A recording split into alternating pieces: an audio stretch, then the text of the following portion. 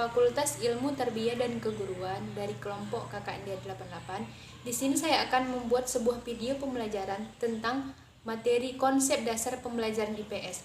Adapun cakupan-cakupan dari konsep dasar pembelajaran IPS adalah yang pertama adalah hakikat dari konsep dasar pembelajaran IPS. Sedangkan yang kedua adalah karakteristik dari konsep dasar pembelajaran IPS.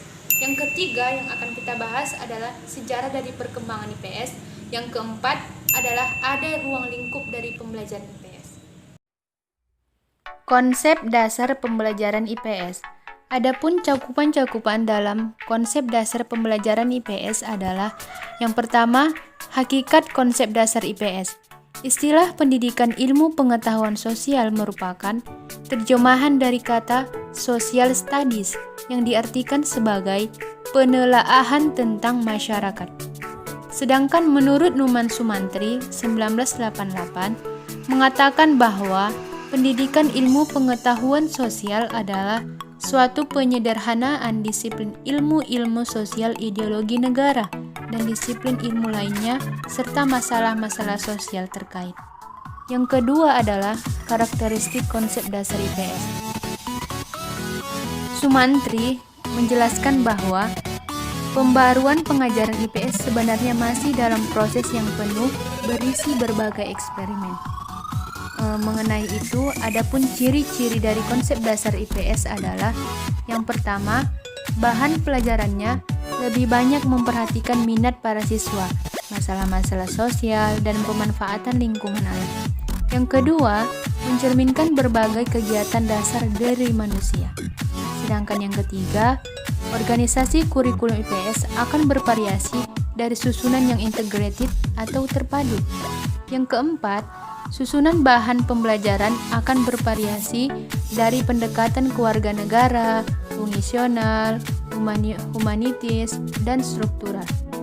Yang kelima adalah kelas pengajaran IPS akan dijadikan sebagai laboratorium demokrasi.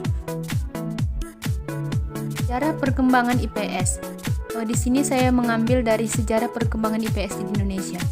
Istilah IPS pertama kali muncul dalam Seminar Nasional tentang Civic Education tahun 1972, tepatnya di Tawangmagu, Solo, Jawa Tengah.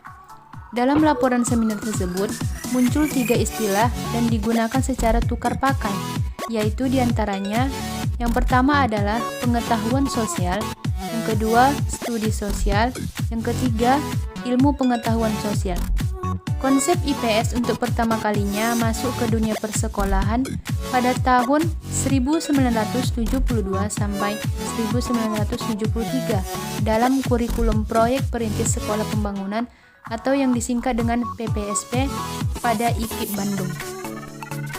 Kurikulum SD 8 tahun PPSP ini digunakan istilah pendidikan kewarganegara atau studi sosial sebagai mata pelajaran terpadu. 4. Yaitu ruang lingkup dari konsep dasar IPS. Ruang lingkup IPS adalah menyangkut kegiatan dasar manusia. Maka, bahan-bahannya bukan hanya mencakup ilmu-ilmu sosial dan humaniora, melainkan juga segala gerak kegiatan dasar manusia seperti agama, sains, teknologi, seni budaya, dan ekonomi yang bisa memperkaya pendidikan IPS itu sendiri.